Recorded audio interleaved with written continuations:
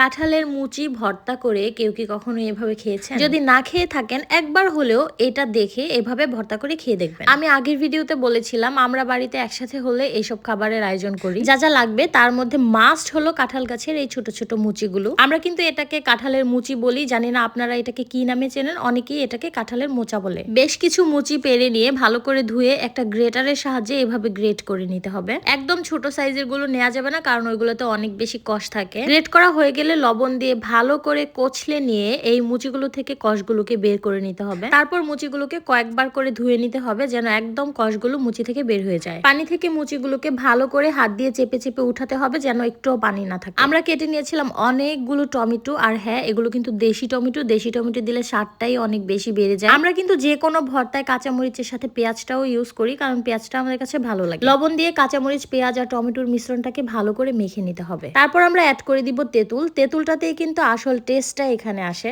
তেঁতুলটা একদম টমেটোর সাথে মাখা মাখা করে মেখে নিতে হবে যেন এটার টেস্টটা দ্বিগুণ বেড়ে যায়। টমেটো মাখানো হয়ে গেলে সবকিছু আমরা একসাথে দিয়ে অর্থাৎ মুচির সাথে দিয়ে আবার অনেক ভালো করে হাত দিয়ে চেপে চেপে মেখে নিব। আপনি চাইলে এখন একটু চিনি দিতে পারেন যারা টক পছন্দ করেন না। আমরা কিন্তু এসব টক খাবার চিনি ছাড়াই খেতে পছন্দ করি। মাখানো হয়ে গেলে এটা রেডি। আর আমরা এই ভর্তাটা অনেক বেশি এনজয় করে খাই। যারা কখনো খাননি ভাবছেন হয়তো বা এটা কোনো খাওয়ার জিনিস হলো, আপনি একবার এই ভর্তাটা খেয়ে দেখেন, এটা অসাধারণ টেস্ট হয়। কাঁঠালের মুচি থেকে এত মজার ভর্তা হয় আপনি না খেলে সেটা কখনোই বিশ্বাস করবেন না। এতটুকু ভর্তা খেয়ে আমাদের তৃপ্তি আসেনি, যার কারণে এই ভিডিওটা শেষ করে আমরা আবার ভর্তাটা করে খাই। হাতের কাছেই থাকা এমন অনেক কিছু আমরা আসলে জানি না এটা কোন ওয়েতে খেলে এটা অনেক বেশি মজা হয়, কিংবা জানি না যে এটা আদৌ খাওয়া যায় কিনা। সো আপনারাও ট্রাই করে দেখবেন, আশা করছি ভালো লেগেছে।